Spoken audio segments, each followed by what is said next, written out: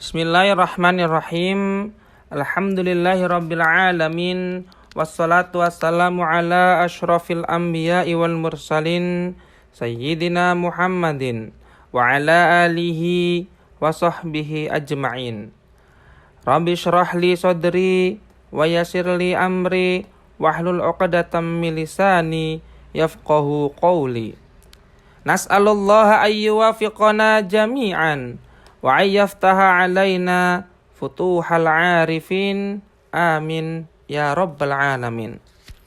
Alhamdulillah, pada kesempatan kali ini kita akan melanjutkan pengkajian kitab Jauhar Tauhid karya Al-Imam Burhanuddin Ibrahim bin Ibrahim Al-Laqani Al-Maki. Masuki bait ke-46 hingga ke-50. Qala al-muallifu rahimahullahu ta'ala wa nafa'ana bihi fid dharaini amin.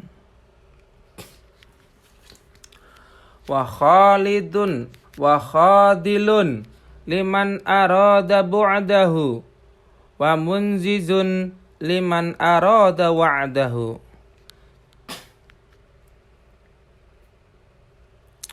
Wa khalidun liman arada bu'dahu. Dan Allah adalah yang menelantarkan atau membiarkan atau menyesatkan siapa yang Dia kehendaki untuk jauh darinya. Makna al-khadil, menelantarkan, tidak memberi taufik, membiarkan seseorang tersesat. Ini bukan berarti Allah zalim, tetapi karena orang itu memilih keburukan, menolak hidayah, dan Allah biarkan dia sesuai pilihannya. Dalam Al-Quran disebutkan, falamma zaghu azaghallahu qulubahum. Maka ketika mereka menyimpang, Allah pun membuat hati mereka menyimpang. Quran surat As-Saff ayat 5. Artinya, orang yang tidak mau menerima kebenaran, ditinggalkan Allah tanpa taufik. Ini bentuk keadilan Allah, bukan kezaliman. Wa munjizun liman arada wa'dahu. Dan Allah adalah yang menepati janji bagi siapa yang Dia kehendaki untuk mendapatkan janjinya. Munjizun al-wa'd, menempati janji atau penempat janji. Ini adalah sifat Allah yang pasti, berbeda dengan makhluk. Maksudnya Allah pasti menepati janjinya, baik janji pahala, ampunan, pertolongan, dan lain sebagainya. Tapi hanya berlaku bagi siapa yang dikehendaki olehnya, yaitu orang yang beriman, taat, dan didekatinya dengan taufik. Contoh janji Allah Subhanahu wa ta'ala di dalam Al-Quran. Bismillahirrahmanirrahim. Wa'adallahu alladhina amanu wa amilus solihat. Allah menjanjikan kepada orang-orang beriman dan beramal soleh. Quran surat An-Nur ayat 55. Bisa kita tarik kesimpulan bahwasanya Allah membiarkan siapa yang Dia kehendaki tetap dalam kesesatan karena berpaling darinya. Dan Allah menepati janjinya kepada siapa yang Dia kehendaki untuk mendapatkan rahmat-Nya. Faujus sa'idi indahu fil azzali kada syaqiyyu thumma lam yantaqili. Faujus sa'idi indahu fil azzali, keberuntungan orang yang bahagia telah ditetapkan oleh Allah di sisinya sejak ajali. Maknanya adalah Sa'id, orang yang ditetapkan akan berbahagia. Fauz, yaitu kemenangan, keselamatan atau keberuntungan akhirat. Azal, masa yang tidak diawali oleh waktu, yaitu sebelum penciptaan makhluk. Menurut Ahlus Sunnah wal Jamaah meyakini Allah telah menetapkan takdir semua makhluk, termasuk siapa yang akan selamat dan siapa yang akan celaka, sejak zaman ajali, berdasarkan ilmunya yang ajali dan kehendaknya. Kadza syaqiyyu tsumma lam yantaqili. Demikian pula orang yang celaka dan ketetapan itu tidak berubah. Maknanya syaqi orang yang celaka, lam yantaqil yaitu tidak berpindah, maksudnya takdir tersebut tidak berubah. Artinya takdir bahagia dan celaka telah ditulis dan tidak akan berubah di sisi Allah Subhanahu wa taala. Ini bagian dari keimanan kepada takdir atau qadar yang mencangkup ilmu Allah, penulisan takdir, kehendak dan penciptaan. Namun ketetapan ini tidak menghilangkan usaha dan tanggung jawab manusia. Bisa kita ambil kesimpulan bahwa orang yang akan selamat maupun celaka, semuanya sudah ditetapkan oleh Allah dalam ilmunya sejak zaman ajali. Dan ketetapan itu tidak berubah. Namun manusia tetap dituntut untuk berikhtiar dan mengikuti jalan ketaatan.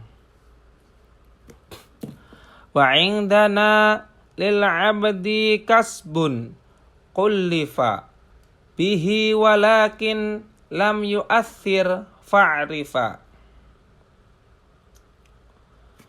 Wa indana lil 'abdi kasbun kullifa.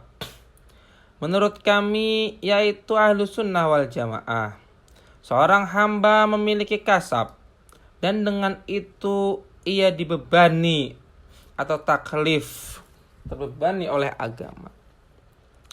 Makna kasab di sini secara istilah dalam teologi Ahlus Sunnah, khususnya versi Imam Al-Asy'ari, kasab berarti pilihan dan usaha manusia dalam melakukan sesuatu, namun Allah yang menciptakan hasilnya.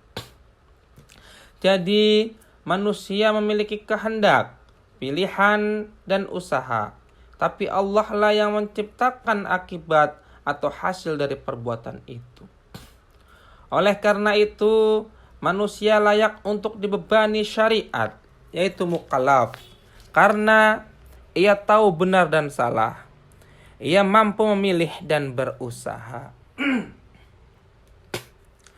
Bihi walakin lam yu'athir fa'arifa. Dengan kasab itu ia dibebani, tetapi kasab itu tidak menciptakan pengaruh, tidak menciptakan hasil, maka itu ketahuilah. Artinya adalah kasab atau usaha tidak menyebabkan hasil terjadi dengan sendirinya. Yang menciptakan hasilnya adalah Allah Subhanahu wa taala, bukan usaha manusia secara independen. Contoh sederhananya yaitu seorang ingin sholat, dia niat berdiri dan membaca. Itu semua usaha. Tapi yang menciptakan kemampuan berdiri, membaca, bergerak adalah Allah Subhanahu wa taala. Maka usaha manusia bukan sia-sia, tapi juga bukan sumber kekuatan pencipta. Inilah keseimbangan antara qadar, yaitu ketetapan Allah, dan ikhtiar, yaitu usaha manusia dalam pandangan Ahlus Sunnah wal Jamaah.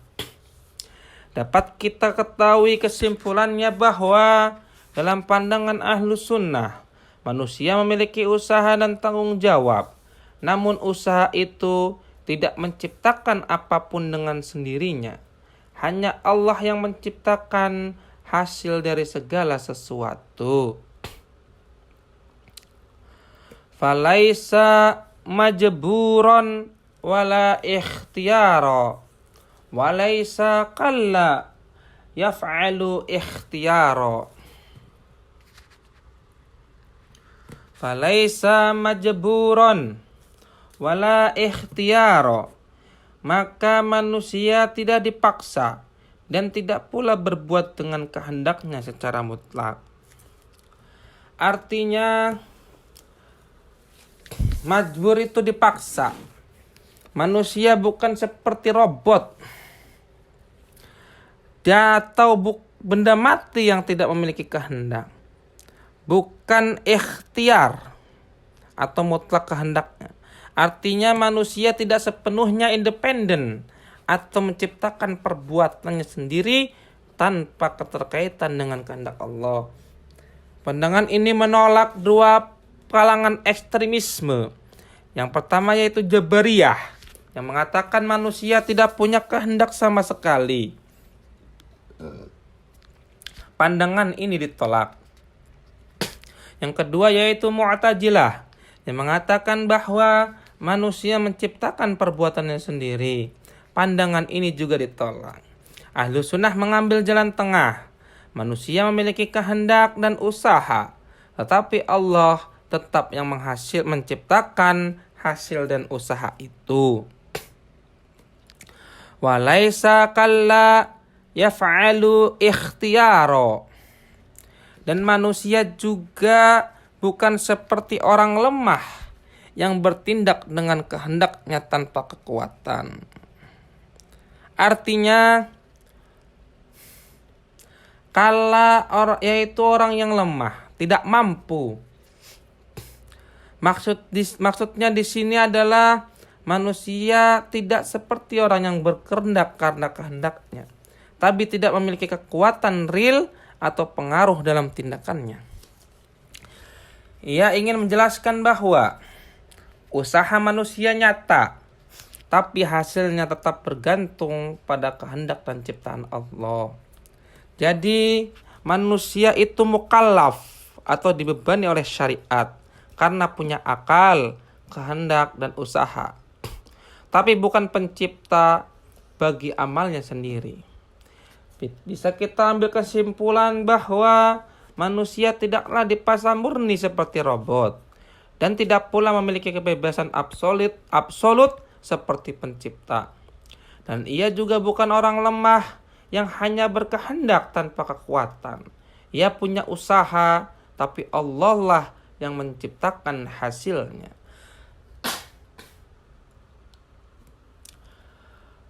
Fa iyuthibna fabimahdil fadli wa iyu'adzib fabimahsil adli. Fa iyuthibna fabimahdil fadli. Jika Allah memberi kita pahala, maka itu semata karena karunia-Nya, bukan karena kita pantas. Artinya Allah memberikan pahala, surga, dan rahmat-Nya bukan karena amal kita pantas mendapatkannya, tapi kemurahan-Nya, kemurahan Allah dan anugerah-Nya yang murni. Mengapa seperti itu? Karena ibadah tidak sebanding dengan nikmat-Nya. Bahkan kemampuan untuk beribadah pun adalah pemberian dari Allah Subhanahu wa taala. Dalil pendukung dari Al-Qur'an, Allah berfirman, Bismillahirrahmanirrahim. Wa ma bikum min ni'matin faminallahi. Quran surat An-Nahl ayat 53. Apapun nikmat yang ada pada kalian, itulah dari Allah Subhanahu wa ta'ala. Wa iyu'adzib fabimahsil adli. Dan jika dia menyiksa, maka itu murni karena keadilannya. Artinya adalah azab Allah kepada orang kafir atau pelaku dosa adalah murni adil, bukan zalim. Allah tidak menganiaya siapapun dan azabnya sesuai dengan perbuatan mereka. Ini menunjukkan kasih sayang Allah sangat luas, karena surganya diberikan bukan karena layak, tapi karena rahmatnya. Tapi ajabnya pun adil, sesuai dengan keadilan dan hukumannya. Dalil pendukung di dalam Al-Quran, Allah berfirman, Bismillahirrahmanirrahim, wa ma rabbuka bidullal min lil abid. Quran surat Fussilat ayat 46. Dan Tuhanmu tidak pernah menjalimi hamba-hambanya.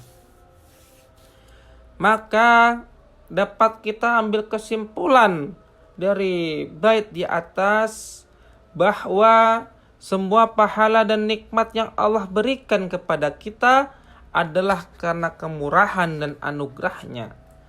Sedangkan jika dia menyiksa, maka itu semata-mata karena keadilannya dan dia tidak pernah berbuat zalim kepada makhluknya. Wallahu a'lam bishawab.